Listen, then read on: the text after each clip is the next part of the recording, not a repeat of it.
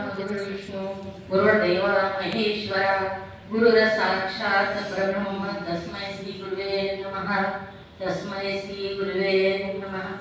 चैतन्यं शाश्वतं शान्तं व्योमातीतं निरञ्जनं नादबिन्दुकलातीतं तस्मै श्री गुरुवे नमः।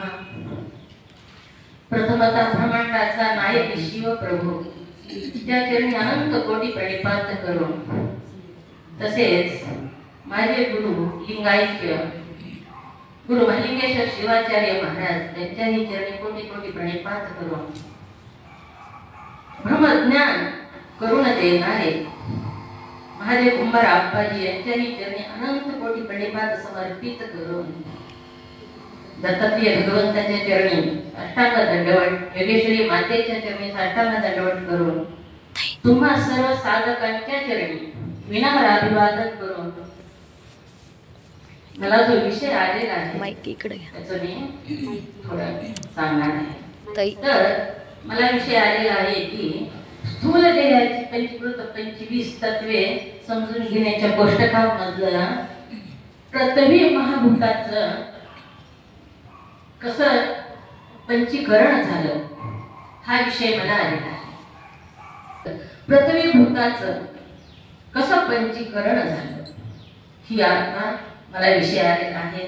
तर पृथ्वी भूताचा मुख्य भाग जो आहे अस्थि, ज्याला आपण हाड म्हणतो, हा मुख्य भाग आहे। मग पृथ्वी भूतानं ह्या भागाचा अर्धा भाग जो आहे तो स्वतःकडे ठेवून घेतला आणि उरलेले जे अर्धा भाग आहे त्याचे 4 समांतर भाग केलेले आहेत आणि ते 4 भूताला दिलेले आहेत। तर आता पृथ्वी भूतानं आपला 1/8 भाग जेव्हा जलाला दिला, जलभूताला दिला, तेव्हा तिथं शोणित निर्माण झालेला आहे।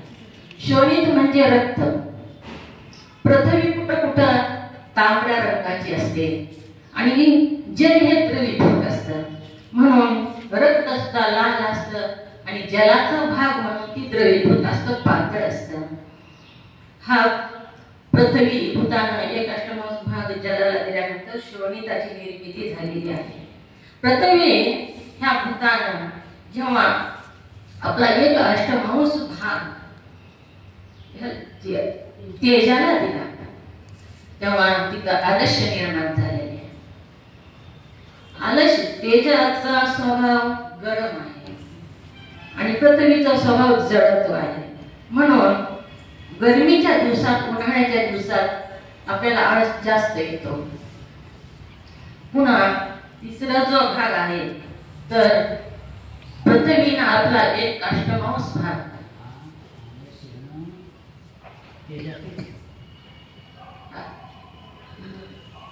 आलस्य तेजाचा स्वभाव गरम आहे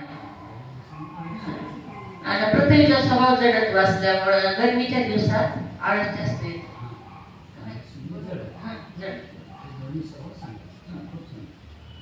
तर मग आता पृथ्वी ह्या भूतानं स्वतःकडे अर्धा भाग ठेवून घेतला आणि राहिलेल्या अर्धा भागाचे 4 समांतर भाग केले आणि 1/8 भाग जेव्हा वायुभूताला दिला तेव्हा तिथं संकोचन निर्माण झालेले आहे।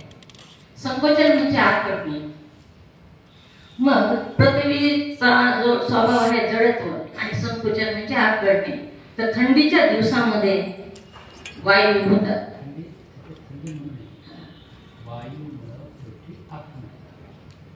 वायूच्या स्वभावामुळे वायूचा स्वभाव आकडणे हा स्वभाव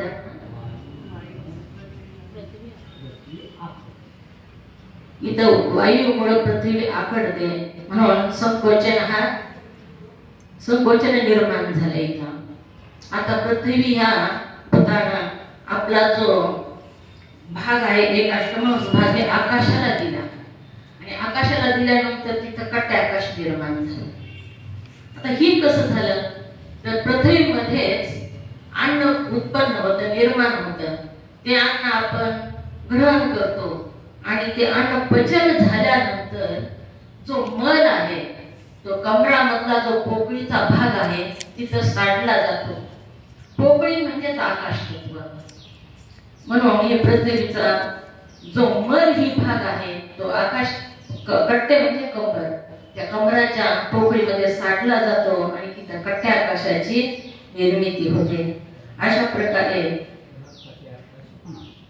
त्यालाच कट्टे आकाश म्हणावं असं हे पृथ्वी महाभूताचं इथं पंचीकरण झालेलं आहे. आणि मला एवढाच विषय दिलेला आहे, थोडा विषय सांगा असं सांगितलं आहे. खरंच वेळ खूप होतो पुन्हा, आणि मागच्या लोकांना सांगा वाटत तर सांगता येत नाही, म्हणून थोडा विषय दिलेला आहे.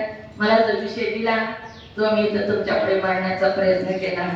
जेवढं माझ्या बुद्धीला कळलं, समजलं, संकुचित बुद्धीला तेवढं तुमच्यापुढे थोडं मांडलेलं आहे. झालेली सेवा सद्गुरूच्या चरणी अर्पण करून मी माझ्या सेवेला पूर्ण विराम देते.